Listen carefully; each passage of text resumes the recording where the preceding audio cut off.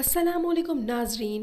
कलंक ड्रामे की इस एपिसोड में दिखाया जाता है कि शीना बहुत गुस्से में फोन करती है सरफराज को कि मैं तुमसे जल्द अज जल्द कॉफी शॉप में मिलना चाहती हूँ। दूसरी तरफ दिखाया जाता है दुरैया अपने रूम में लेटी हुई होती है और उसकी माँ वहाँ आके उससे कहती है मैं अपने दिल पर बहुत बोझ महसूस कर रही हूँ क्योंकि मैंने तुम्हारा और वहाज का नाम साथ ले लेकर तुम्हारे दिल में उसके लिए जगह बनाने की कोशिश की, मगर मैं तुम्हारी शादी उससे नहीं करवा सकी। जिस पर दुरैया कहती है ये तो किस्मत की बात है, ये तो आप ही समझाया करती थी, आप कुछ भी ऐसा महसूस ना करें, मैं बिल्कुल ठीक हूँ। अब दुरैया जानबूझकर अपनी माँ को सुनाकर कहती है कि अगर मेरी कॉल आए तो मत उठाइएगा क्योंकि नौशी मुझे बार बार बुला रही है कि मैं उसके साथ शादी का जोड़ा लेने जाऊं, मगर मैं नहीं जाना चाहती। अब वो यही चाहती थी कि उसकी माँ उसे कहे कि वो चली जाए, और ऐसा ही होता है, उसे इजाजत मिल जाती है और वो नौशी के बहाने से अब वो शाहरुख से मिलने चली जाएगी। दूसरी तरफ दिखाया जाता है कि वहाज पहुंच जाता है सारा के ऑफिस में और उससे कहता है कि हम लोग कॉफी पीने चलते हैं करीब एक कॉफी शॉप में।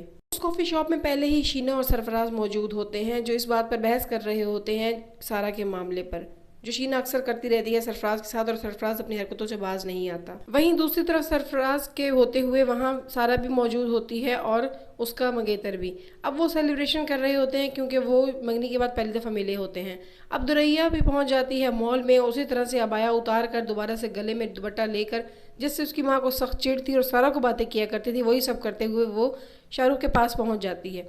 कॉफ़ी शॉप में शीना की नज़र पड़ जाती है सारा के ऊपर, वो सरफराज से कहती है कि मैं इस कॉफ़ी शॉप में से बदनाम करके रहूंगी। दूसरी तरफ शाहरुख अपने हाथ पर पट्टी लपेटता है दुरैया को बेवकूफ़ बनाने के लिए कि उसने अपनी गर्लफ्रेंड के लिए कितने ज़्यादा दर्द झेला है, जो देखकर दुरैया वाकई बेवकूफ़ बन जाती है और परेशान हो जाती है। अब दुरैया कहीं ना कहीं इसके चक्कर में आना शुरू हो जाएगी। दुरैया को महसूस करवाता है जैसे उसे बहुत दर्द हो रहा हो और वो ही उसकी हमदर्द है, उसके अलावा तो उसका कोई हमदर्द है ही नहीं, और वो बहुत प्यार करता है अपनी गर्लफ्रेंड से।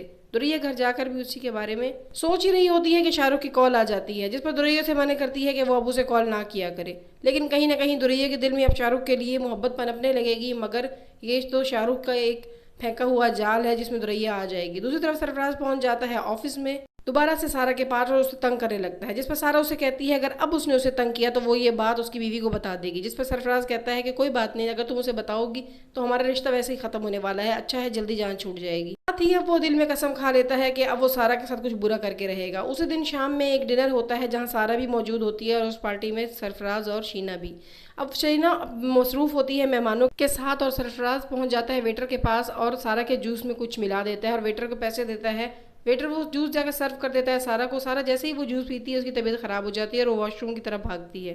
वहाँ सरफराज भी उसका पीछा करते पहुंच जाता है और एक शख्स को मोबाइल देता है और सारा की अपने साथ पिक्चर्स बनवा लेता है। ये पिक्चर्स यकीनन दिखाकर वो सारा को ब्लैकमेल करेगा। अचानक वहाँ शीना आ जाती है और जोरदार किस्म का थप्पड़ रसीद करती है सारा के मुंह पर और यक बयक एक दो थप्पड़ और मारती है सारा के मुंह पर और वहां से गुस्से से चिल्लाती हुई चली जाती है। सरफराज उसे रोकने की बहुत कोशिश करता है मगर वो नहीं रोकती। सारा भी रिक्शे में बैठती है और घर की तरफ निकल जाती है। हालांकि उसको लेने के लिए वहाज आने वाला था मगर वो वहाज को फ़ोन करके मना कर देती है। घर जाती है, मुंह धोती है और रोते हुए सो जाती है। जब दूसरी तरफ दिखाया जाता है कि दुरैया भी जाल में फंसने लगी थी जो शाहरुख ने फेंका था उसके लिए। शाहरुख की तस्वीर को देखती है और कभी उसे मैसेज करने के बारे में सोचती है। अब शीना ने भी ठान ली थी कि वो बदला लेगी सरफराज से और सारा से। अब वो सरफराज को बुलाती है और कहती है मैं तुम दोनों को बदनाम कर दूंगी पूरे ऑफिस में, जिस पर सरफराज उसकी काफ़ी मिन्नतें करता है मगर शीना उसकी बात नहीं मानती। अब सुबह सवेरे पहुंच जाता है वहाज सारा के पास और उससे कहता है मुझे सच से बताओ डिनर पर क्या हुआ था, तुम वहां से क्यों आ गई थी, तुम मुझसे क्या छुपा रही हो। सारा वहाज के गुस्से से डरती है, ये शायद शर्मसारी की वजह से उसे कहानी नहीं सुनाती। अब उसकी फूफो भी ऊपर खड़ी उन दोनों को देख रही होती है जब उन दोनों ने हाथ थामा हुआ होता है एक दूसरे का।